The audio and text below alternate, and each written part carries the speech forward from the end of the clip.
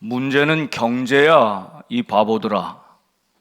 1992년에 미국의 빌 클린턴이 대통령으로 당선될 때 사용했던 아주 결정적인 슬로건이었습니다. 사실 그의 참모인 제임스 카빌이라는 사람이 제안한 것인데, 현대 사회 모든 사람들의 마음속에 또 그 삶의 방식이 좀 더 갖고 싶어 하는 욕망, 이 탐욕을 건드리지 않으면 승리할 수 없다고 판단한 것이죠.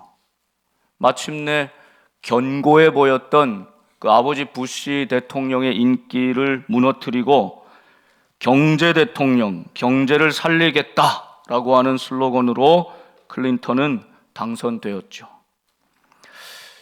이 나라도 계엄과 탄핵으로 참 어수선하고 복잡한 혼란한 정국을 이제 지나오면서 사실 굉장히 중요한 기로에 서 있습니다. 아마 새로운 대통령 선거가 이제 2달 안에 치러질 터인데, 우리나라의 이 이슈도 아마 이 경제가 될 가능성이 매우 높습니다. 어떤 이념, 어떤 신념, 어떤 이슈보다 이 시대를 장악하고 우리의 마음을 사로잡는 아주 강력한 힘이 바로 이 탐욕, 탐심에 있다는 것을 잘 보여주는 것이죠. 우리가 살아가는 이 사회에서는 이 탐욕과 탐심이 죄악으로 여겨지기보다는, 주의하고 경계해야 될 이 악덕으로 여겨지기보다는 물질적 풍요와 성장을 이루는 것은 우리 사회에 오히려 미덕이 아닌가라는 생각을 할 정도의 시대 가운데 살아가고 있습니다. 여러분은 가장 큰 행복을 느끼는 가치를 어디에 두고 계십니까? 많은 경우 가족, 관계, 건강, 어떤 만족함보다도 특별히 대한민국 사회는 물질, 그 돈이 탐욕을 만족시켜주는 도구일 뿐인 이 돈이 우리의 행복을 좌지우지하는 가장 중요한 가치로 여긴다는 것이죠. 탐욕을 만족시키면 행복해질 것이다 라고 하는 보편적인 사람들의 신념과는 달리 성경은 뭐라고 말씀하십니까? 하나님의 말씀은 무엇이라고 하십니까? 우리의 이러한 욕심은 죄를 낳고 그 죄는 결국 사망에 이르게 된다. 그 죄악을 물리치고 떠나야 한다고 경고하고 있습니다. 여러분, 물질은 우리의 삶에 필요합니다. 돈 없이 살 수 있는 사람이 어디 있습니까? 그 자체가 죄악은 아닙니다. 그런데 돈을 사랑함이 일만하게 뿌리라고 말씀하시죠. 그러니까 시기, 허영, 분노, 이 모든 것이 우리 인간의 감정의 표현입니다. 그런데 과도하게 표현될 때, 무질서한 방향으로 흘러갈 때, 이 욕망은 모두 다 죄악이 된다는 사실을 기억해야만 합니다. 성경 속에도 이 탐욕과 탐심에 대한 사건과 이야기가 가득가득 차고 넘칩니다. 마귀는 심지어 예수님께도 유혹합니다. 네가 만일 엎드려 내게 경배하면 이 모든 것 네게 주리라. 이 모든 것을 소유하고자 하는 그 인간의 욕망과 욕심을 겨냥한 아주 교활한 시험, 유혹이죠. 그러니까 마귀가 예수님도 물질에 대한 탐욕을 가진 하나의 인간의 존재로 여겼다면 우리 사람들은 두말할 것 없는 것 아니겠습니까? 얼마나 자주, 얼마나 많이 마귀가 물질을 통하여 우리를 시험합니까? 우리를 넘어뜨리려고 유혹합니까? 마귀는 또 그 당시 의인이요 정직한 자였던 욥을 보면서도 그가 하나님을 경외하는 이유는 그가 많은 자녀와 재산을 소유했기 때문이라고 공격하죠. 그러니 만일 그에게 주었던 자녀들도 물질도 다 빼앗아 간다면, 그의 소유를 빼앗아 간다면 하나님을 경외하지 않을 거라고 주장하죠. 그래서 하나님이 허락해 주십니다. 결국 욥은 온갖 고난과 고통을 경험합니다. 받은 것, 가진 것 다 빼앗깁니다. 자녀가 다 생명을 잃습니다. 엄청난 재산, 소유 다 사라져버립니다. 왜 이렇게 하셨을까요? 하나님 왜 이것을 허락해 주셨을까요? 결국 이 모든 소유는 내 것이 아니라, 그래서 내가 주인이 아니라 하나님께로부터 온 것이다. 하나님이 허락해 주신 것이다. 나의 소유가 아니라 하나님의 소유다. 내 모든 것, 내 삶의 주인이 내가 아니라 하나님이시다 라고 하는 사실을 욥을 통하여 우리에게도 보여주시는 거죠. 욥은 이 엄청난 상실감, 원래 없었으면 그런데 있다가 없으면 이게 더 상실감이 큰 것입니다. 고통스러운 겁니다. 욥은 이 상실감을 견뎌냈습니다. 매일매일 견뎌냈습니다. 질병과 고난 속에서도 버티고 견뎠습니다. 아내가 그럴 바에 하나님 욕하고 저주하고 그냥 죽어라, 오죽하면 그런 이야기를 했겠습니까마는 그런 소리를 들으면서도, 찾아와서 위로한다고 거들어주는 친구들의 그 이야기를 들으면서도 욥은 하루하루 견뎌냈습니다. 그리고 마침내 하나님 앞에 다시 서게 되죠. 티끌을 무릅쓰고 죄를 무릅쓰고 하나님 앞에 회개하고 하나님을 다시 보면서 욥의 고백이 무엇입니까? 하나님, 지금까지 하나님에 대하여 귀로 듣기만 했는데 이제는 내 눈으로 하나님을 봅니다. 그 놀라운 신앙의 고백. 그러니까 욥은 받은 축복과 재물과 소유 때문에 하나님 경외한 게 아니라, 이것이 다 사라지고 없어져도 하나님 한 분만 남았을 때 그 하나님 사랑합니다, 경외합니다.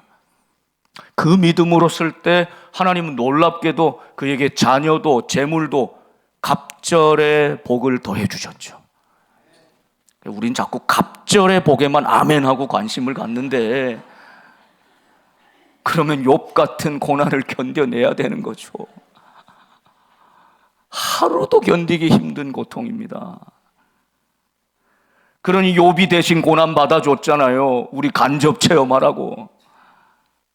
여러분, 우리도 하나님 앞에 다 빼앗긴 다음에 깨닫지 말고 우리 주님 앞에 먼저 고백하십시다. 우리의 인생의 주인은 하나님이십니다. 내가 받고 누리고 있는 이 모든 복, 자녀, 모든 소유는 본래 내게 있는 것이 아니라 하나님이 주신 것입니다. 여러분, 우리가 내 것이라고 주장하면서부터 이 탐심이 우리의 삶을 지배하고 교묘하게 파고들기 시작합니다. 언제부터입니까? 어릴 때부터, 말을 하기 시작할 때부터 아이들이 제일 많이 하는 말 중에 하나가 뭐예요? 내 거야 합니다. 내 거야. 내 거야. 사실 엄마가 사주고 아빠가 사주고 할아버지 할머니가 사준 건데 내 거래요. 여러분, 이 소유욕, 그리고 이 내 거는 얼마나 많이 채워지면 만족할까요? 만족이 없어요. 예전에 미국의 제일 부자였던 그 잭 휴즈인가요? 그 사람에게 이렇게 인터뷰하는데, 당신은 가장 부유한 사람인데 만족하십니까? 얼마나 더 있으면 만족하겠습니까? 물어볼 때 아주 유명한 말을 남겼습니다. Just a little more. 조금만 더 많이. 조금만 더 많이 있으면 좋겠습니다. 세상에 제일 부유한 사람이 조금만 더 있으면 좋다는 거예요. 여러분, 이것이 탐욕과 탐심의 속성입니다. 여기서 자유할 자가 없다는 것입니다. 마귀는 예수님께도 유혹합니다. 욥도 유혹합니다. 아간은 이 유혹에 넘어가 버리고 말았습니다. 하나님께 바쳐진 물건, 그래서 다 진멸하라 하셨지만 여리고 싸움에서 승리한 다음에 노획물을 취했는데 그 중에 신할산의 외투, 은과 금을 보고는 그만 탐심이 사로잡았어요. 하나님께 바쳐진 물건인데 탐내어 자신의 소유로 만들고 말았어요. 여러분, 견물생심, 돈이 내 것으로 여겼다 이것입니다. 그 결과로 아간만 죽은 것이 아니라 아이성의 전투에서 모든 공동체가 대패하고 엄청난 비극을 맞이하게 되는 것입니다. 아나니와 삽비라는 구별하여 하나님께 드리려고 작정한 것을 성령을 속이고 몰래 감추었습니다. 별것 아닌 것 같아 보이는 이것, 하나님의 것과 내 것을 썩고 분리하지 못한 이 별것 아닌 것 같은 죄악이 성령을 속인 것이다 하여 베드로 앞에서 그만 즉사하고 말지 않습니까? 가룟 유다는 어땠습니까? 평소에는 한 여인이 향유 옥합 깨트려서 예수님께 바칠 때 비난했습니다. 야, 이 300데나리온이나 되는 비싼 것을 어떻게 이렇게 허비하느냐. 가난한 사람들 위해서 나누어 주면 얼마나 많은 사람들 배부르게 할 수 있는데. 그럴듯한 얘기죠. 그러나 그는 사랑하는 선생님, 그의 생명, 그의 전부, 그의 구원자 예수님을 은 30에 팔아넘겨 버렸습니다. 탐욕이, 탐심이 우리의 인생을 사로잡으면 여러분 이렇게 우리는 연약할 수밖에 없다는 것을 보게 됩니다. 그래서 잠언이나 전도서에나 복음서에나 예수님께서는 너무나 자주 반복하여서 물질과 하나님을 겸하여 섬길 수 없노라고, 하나님의 자리에 물질을 두어서는 안 된다고, 하나님을 섬기든지 물질을 섬기든지, 하나님 아래 물질을 두든지 물질 아래 하나님을 두든지 둘 중 하나밖에 없다고 말씀하고 계시는 것입니다. 여러분, 여기서 잘 분별하셔야 되죠. 물질이 우리에게 필요합니다. 근데 얼마만큼 필요합니까? 그래서 주님은 주님 가르쳐 주신 기도에 일용할 양식을 우리에게 주옵시고 매일매일의 양식을 주옵소서 이렇게 기도하시는 것입니다. 거기까지면 좋습니다. 그 이상 넘치는 것은 하나님을 위해서, 가난한 이웃을 위해, 어려운 자들 위해서 함께 나누겠습니다. 이런 정신으로 살라고 매일매일 그 기도를 드리게 한 것입니다. 탐심, 탐욕으로 번역되는 헬라어 플레오넥시아는 물질에 대해 통제되지 않은 욕망을 뜻하는 것입니다. 그래서 아까 무질서한 욕망이라고 말씀드렸죠. 이 무질서하다는 뜻은 두 가지 의미를 갖고 있습니다. 하나는 방향이 잘못됐다는 것입니다. 하나님을 향해야 될 것인데 나만을 위해서, 이웃을 향해야 되는데 나만을 위해서, 이 방향이 잘못된 거죠. 또 순서가 뒤죽박죽이라는 뜻입니다. 우리가 고백하잖아요. 입으로는 하나님 가장 사랑합니다. 가장 사랑한다는 뜻은 무엇입니까? 어떤 일이 있어도, 무슨 환경이 돼도, 어떤 상황이 돼도 하나님이 가장 먼저입니다, 이 뜻이죠. 그런데 정말 여러분, 우리의 물질을 사용할 때 하나님이 가장 먼저입니까?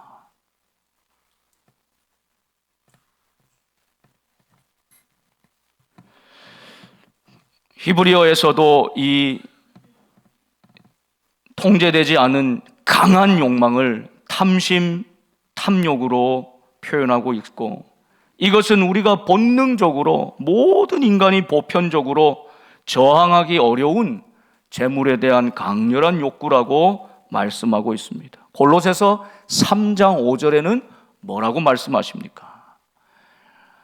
그러므로 땅에 있는 지체를 죽이라. 곧 음란과 부정과 사욕과 악한 정욕과 탐심이니 탐심은 우상 숭배니라. 하나님이 가장 싫어하시는 우상 숭배와 탐심을 동일하게 말씀하고 계세요. 탐심이 그만큼 무서운 죄악이다라고 경고하시는 거죠. 에베소서 5장 5절은 또 뭐라고 말씀합니까? 너희도 정녕 이것을 알거니와 음행하는 자나 더러운 자나 탐하는 자, 탐심을 품고 탐욕하는 자는 곧 우상 숭배자. 그리스도와 하나님 나라에서 기업을 얻지 못하리니, 믿음으로 기업을 얻지 못한다, 천국 유업을 받지 못한다, 하나님 나라에 들어가지 못한다는 뜻이죠.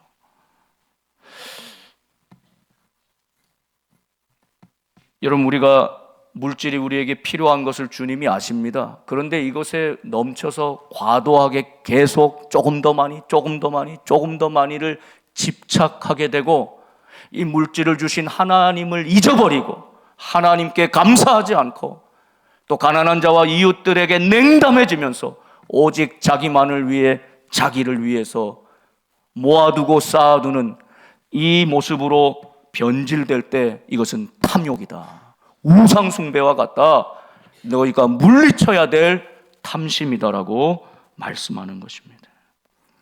그래서 이 탐심을 가리키는 어베리스라고 하는 말은 라틴어에서 왔는데, 강물이 점점 모이면 바다로 흘러가잖아요. 그런데 그 강물이 아무리 모여도 바다를 다 채우지 못하듯이 탐심이 그와 같다는 것입니다. 어떤 것으로도 채워도 만족시킬 수 없다는 것이죠. 여러분, 에스키모가 이 늑대를 잡을 때 이 칼날에다가 피를 묻혀둡니다. 그리고 이거를 얼려두면은 여기서 냄새를 맡고 이제 늑대들이 몰려듭니다. 그리고 이게 얼려 있는 게 이게 뭐냐? 여기서 냄새가 나니까 열심히 이걸 핥기 시작합니다. 계속 핥으면 이 얼음이 녹잖아요. 그 칼날에 자기 혀가 베이는 것도 모르고 계속 피 냄새가 나니까, 맛있으니까 자기 혀가 잘리는지도 모르고 계속 먹다가 과다출혈로 쓰러지는 거예요. 그때 가서 에스키모들이 늑대를 탁 잡는 거예요. 여러분, 어떤 신학자는 이 탐욕이 우리 안에 있는 굶주린 늑대와도 같다 표현했어요. 끝이 없다는 것입니다. 우리가 지옥을 가리키는 표현으로 무저갱이라고 하는 단어를 사용하는데, 이건 무슨 뜻입니까? 바닥이 없다는 뜻이, 끝이 없다는 뜻이. 끝이 없는 시면처럼 물질의 소유에, 탐욕에 물들어버린 인생은 그냥 오직 그것을 위해 올인하고 살아가게 만들어버린다는 것입니다. 여러분, 이 탐심의 죄악은 개인의 어떤 부패를 넘어서 사회적인 폐해를 끼칩니다. 공동체의 어려움을 가지고 옵니다. 탐욕에 빠지면 남과 절대로 나누려 하지 않는 인색함으로 표현되고, 오직 자신만을 위해 소비하고 탕진해버리는 두 얼굴을 가진다는 것입니다. 이런 속성 때문에 탐심에 물들게 되면 우린 이웃에 대한 사랑은 제한되고 점점 줄어듭니다. 점점 냉담해지는 것이죠. 한편으로는 그런데 이 물질로 도박이나 투기의 형태로 잘못된 방향으로 나아가기도 하죠. 얼마나 탕진하기가 쉽습니까? 또 우리가 살아가는 이 세상은 있는 것 더 가지라고, 더 가지라고, 더 가지라고 소비를 계속 부추기는 세상 아닙니까?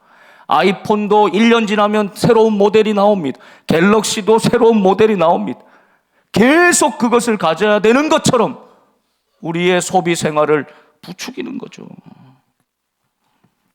더 심해지면 분별력을 잃어버리게 됩니다. 이웃의 재산도 탐내게 됩니다. 이웃의 배우자도 자기 소유로 삼고 싶어집니다. 이것이 10계명의 10번째 계명이 금하고 있는 계명이죠. 탐내지 말라. 그런데 그 대상이 이웃의 소유에까지도, 이웃의 아내까지도 미치게 된다는 겁니다. 물욕에 사로잡혀 탐심에 빠지면 회사나 국가를 배신하는 일도 자행하죠. 종종 얼마나 뉴스에 많이 납니까? 비밀 유지해야 되는 것도 돈 받고는 경쟁회사에 팔아넘기기도 합니다. 심지어 국가에 팔아넘기기도 합니다. 엄청난 국가적 손실이 있어도 내 배만 물질로 채우면 된다는 탐욕에 빠져버리는 것입니다. 돈을 받고 법정에서 거짓 증언을 하기도 쉽습니다. 뇌물을 받기도 합니다. 자신의 지위를 이용해서 이익을 취하기 위해 폭력을 행하기도 합니다. 여러분, 이것을 또 지키기 위해서 조바심과 초조함이 커지고 늘 빼앗기지 않기 위해서 경계하고 긴장하게 됩니다. 여러분, 이것이 다 탐욕으로 병들고 물들어버린 사회의 모습들이죠. 그래서 성경은 우리에게 탐심은 우상숭배라고 경고하고 있는 것입니다. 여러분, 왜 탐심이 우상숭배인지 이유를 분명히 알고 깨달아야만 됩니다. 여러분, 우리가 물질을 소유하게 되면 내가 고생하고 땀 흘려 이 물질을 벌었기에 내가 이 물질의 주인이라고 생각합니다. 그것이 더 많아질수록 더 그 생각은 더 강력해집니다. 이 물질을 소유하고 있는 나를 즐겁게 여기는 마음, 여러분, 이게 탐심의 뿌리에 있다는 것입니다. 하나님이 내 인생의 주인이다, 우리 모든 물질의 주인이다가 아니라 내가 노력해서 내가 번 이 돈은 내가 마음대로 쓸 수 있다, 내가 주인이기 때문에 내가 통제할 수 있다 라고 하는 마음이죠. 이것이 불신앙, 교만의 뿌리인 것입니다. 이것이 우상숭배인 것입니다. 돈의 힘, 물질의 힘은 너무나 강력해서 하나님의 자리를 대신 차지하게 된다는 것입니다. 마치 돈이 평안과 안전을 주고 우리의 미래까지도 보장해 주는 것처럼, 마치 우리가 하나님을 의지해야 되는데 돈을 의지하고 물질을 의지하고 당장 급한 일 만날 때는 보이지 않는 하나님 아니라 당장 내 눈앞에 있는 돈이 필요해서 그 힘을 빌리려고 하는 마음, 하나님보다 물질을 더 신뢰하고 실제로는 더 의지하게 되는 마음, 여러분, 이것이 돈을 사랑함이죠. 일만하게 뿌리요 우상숭배와 같은 탐심이라 말씀하는 것입니다. 오늘 누가복음 12장 말씀을 읽었는데 여기 이 탐심의 우상숭배적 성격을 잘 보여주고 있습니다. 어떤 형제가 와서 유산 상속의 문제 가지고 예수님 앞에 왔죠. 근데 예수님은 딱 뭐라고 말씀하십니까? 탐심을 물리치라. 네 속에 있는 그 굶주린 늑대, 그 탐심 때문에 이 일이 벌어지는 것이다. 그러면서 주님이 내 생명이 소유에 넉넉한 데 있지 않다. 생명이 중요하냐? 소유가 중요하냐? 너는 지금 소유의 물질에 눈이 어두워져 버렸구나. 그래서 생명과도 같은 형과 동생과 싸우고 있는 거예요. 이 탐심을 물리쳐라. 소유보다 생명이 중요하다. 그러면서 주님이 예화를 하나 드시잖아요. 어떤 부자가 있었습니다. 소출을 크게 얻었어요. 쌓아둘 곳이 없어요. 곡간을 크게 지었습니다. 곡간을 채웠어요. 다 그득그득 채웠어요. 풍성하게 채워진 곡간을 보면서 그는 만족해하면서 흡족해하면서, 아, 내 영혼아, 여러 해 쓸 물건을 이렇게 모았으니 이제 마시고 즐기고 누리자, 그렇게 하고 있는, 그때 말씀하십니다. 이 어리석은 자여, 오늘 밤에 내 영혼을 도로 찾으시면 네가 소유하고 있는 이 모든 것은 도대체 누구의 것이 되겠느냐? 너는 소유하면은 행복하다 여기고 물질을 많이 쌓아두면 그게 안전하다고 여기고 그 소유와 그 물질을 때문에 내가 행복하다고 여기는 소유 중심의 삶을 살아가고 있느냐? 어리석은 자여, 더 중요한 것은 내 영혼이다. 더 중요한 것은 너의 생명이다. 오늘 밤에 그 생명을 찾으실 하나님, 그분을 기억하지 못하고 그분이 나에게 주시는 복을, 그것으로 내가 물질도 재물도 관계도 누리고 있다는 사실을 망각해버린다면 너의 그 모든 소유가 누구의 것이 되겠느냐? 너무나 귀중한 말씀을 주시지요. 누가복음 12장 21절 말씀을 결론적으로 한번 읽어보겠습니다. 시작. 자기를 위하여 재물을 쌓아두고 하나님께 대하여 부요하지 못한 자가 이와 같으리라. 아멘. 여러분, 우리의 심령에 새겨야 되는 말씀입니다. 평생 우리는 물질이 필요합니다. 우리 천부 하나님 아버지께서 그것을 아십니다. 우리의 먹을 것, 입을 것, 필요한 것을 아시고 구하기도 전에 공급하시는 분임을 믿으십니까? 그렇다면 여러분, 이제 이 말씀을 마음에 새기고 탐심을 물리치고 우리 하나님을 하나님으로 섬기며 그 물질을 하나님 아래 두고 멋지게 여유있게 넉넉하게 풍성하게 살아가는 진짜 부자들이 되시기를 축복합니다. 그 말씀이 이것입니다. 이 사람은 자기를 위하여, 방향이 잘못됐죠? 자기를 위하여 재물을 쌓아두고, 재물 쌓으면 자기에게 좋을 것으로 여겼다. 소유를 많이 하면 행복할 것으로 여겼다. 이 소유의 방식이 아니라는 것입니다. 정작 하나님께 대하여는 부요하지 못한 자가 되었다. 가난한 자, 하나님께 대하여는 가난한 자가 되었다.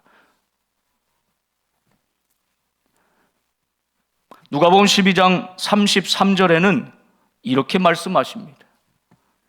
너희 소유를 팔아 구제하여 낡아지지 아니하는 배낭을 만들라. 곧 하늘에 둔 바 다함이 없는 보물이니 거기는 도둑도 가까이 하는 일이 없고 좀도 먹는 일이 없느니라. 아멘. 사랑하는 여러분, 우리 주님께서는 우리의 필요를 아십니다. 필요에 딱 맞게 채워주시면 자족할 수 있는 마음, 여러분, 그것을 늘 감사하게 여기는 마음을 가지고 거기에 넘치는 것들은 구제하는 일에, 돕는 일에, 어려운 이들 위해 손길을 펼치는 일에 그렇게 사용할 줄 아는 지혜로운 청지기가 되면 너희에게 하늘에 놀라운 보물이 쌓일 것이다 약속하시는 것입니다. 낡아지지 아니하는 배낭을 만드시기 바랍니다. 낡지 않는 하늘 보화를 담는 배낭을 준비하는 성도들이 되시기를 축복합니다. 이게 진짜 멋진 인생이요, 부유한 인생이요, 하나님께 대하여 풍성한 인생을 살아가는 길입니다. 여러분, 그러기 위해서 실천해야 될 것이 몇 가지 있습니다. 먼저는 하나님 앞에, 하나님, 내가 하나님을 가장 사랑합니다라는 믿음의 표로, 그리고 내 인생의 주인, 내 이 모든 물질의 주인은 하나님이십니다 라고 하는 믿음의 표로 봉헌 생활을 하시는 것, 이거 참 중요합니다. 여러분, 11조를 하나님이 말씀하셨죠. 이건 10분의 1 떼서 나한테 바쳐라, 이런 명령이 아닙니다. 우선순위를 어디에 두어야 하는지, 내 생활할 것, 가족들 돌볼 것, 노후 양육할 것 다 쓸 것 쓰고 나머지 것으로 하나님 앞에 드리는 것이 아니라 먼저 하나님 앞에 가장 사랑하는 하나님께 감사하는 마음, 내 인생의 주인이 하나님이심을 믿음으로 고백한다면 우리의 삶의 가장 은밀한 부분, 남들은 모르잖아요. 하나님과 나만 알잖아요. 이 물질을 먼저 마음을 다해 하나님께 드리는 것. 그래서 10의 1조는 대표성을 가지고 있는 것입니다. 모든 물질 하나님께로부터 왔습니다. 모든 복 하나님께로부터 왔습니다. 그래서 이것은 명령이 아니라 하나님의 약속입니다. 너희가 한번 하나님께 그렇게 가장 사랑하는 마음으로 먼저 구별하여 하나님을 주인으로 여기며 드려보아라. 그러면 하늘 창고에 쌓을 것이 없도록 하나님이 부어주시나 아니하나 시험해보라. 하나님의 약속인 것입니다. 여러분, 시험해 보십시오. 도전해 보십시오. 하나님의 풍성하심, 하나님의 부유하심을 날마다 경험하게 되는 저와 여러분의 삶이 되기를 바랍니다.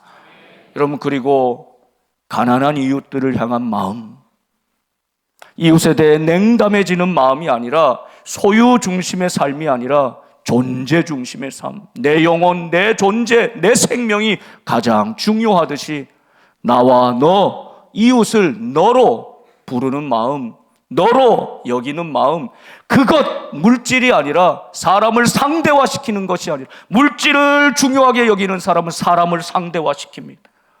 물질이 가장 중요하기 때문에 사람도 물질처럼 여기는 것입니다. 의사가 환자를 물질처럼 여기면 어떻게 되겠습니까? 목사가 교우들을 물질로 여기면 어떻게 되겠습니까? 여러분, 이 사회, 세상은 점점 우리의 관계를 나와 너, 주님이 핏값으로 사신 형제 자매로 나와 너, 이웃으로 보는 것이 아니라 자꾸 상대화시키고 물질화시키고 그래서 소외되게 만드는 것입니다. 그러면 그렇게 살수록 점점 외로워지는 길이죠. 우리의 탐욕을 이기는 가장 구체적인 방법은 너희의 소유를 팔아 너희가 더 가진 것을 나누어 가난한 자들, 어려운 이웃을 위해 손을 펼치라. 그러면 하나님께서 구제하면 내가 마이너스 될 것 같은데 더 놀라운 역사로 채우시고 또 공급해 주시는 하나님의 신비한 은혜를 체험하게 될 것이다. 약속해 주시는 것입니다. 마지막으로 우리 십자가 주님을 바라보십시오. 결국 우리의 탐욕과 탐심을 이길 수 있는 궁극적인 길은 주님의 십자가입니다. 주님의 십자가를 바라보십시오. 만일 주님이 자신을 위하여 탐심을 가지고 계산적이고 이기적으로 있었다면 결코 십자가를 질 수 없습니다. 십자가를 지는 것은 주님께 플러스 될 게 하나도 없잖아요. 주님이 받은 것은 무엇입니까? 채찍입니다. 조롱입니다. 모욕입니다. 침뱉음입니다. 고통입니다. 죽음입니다. 주님은 우리에게 무엇을 주셨습니까? 당신의 피를 쏟으셨어요. 눈물을 다 흘리셨어요. 당신의 몸을 다 주셨어요. 당신의 생명을 주셨어요. 가장 귀한 것을 아낌없이 내어주신 십자가. 플러스 마이너스로 계산이 안 되는 겁니다. 그러나 그 십자가가 우리를 영원히 살리고 참된 행복과 만족을 주는 주님의 은혜인 줄 믿습니다. 그러기에 우리는 주님의 십자가를 깊이 바라보면서 가장 현실적이고 가장 중요하다고 여기는 나의 이 물질을 하나님을 위하여 또 이웃들을 위하여 바르게 질서 있게 사용함으로 하나님이 맡겨주신 놀라운 청지기로 천국에 대하여 부유한 자로 살아갈 수 있는, 그래서 믿음의 유산을 우리 자손들에게 물려줄 수 있는 저와 여러분 되시기를 주님의 이름으로 축복합니다. 기도하겠습니다.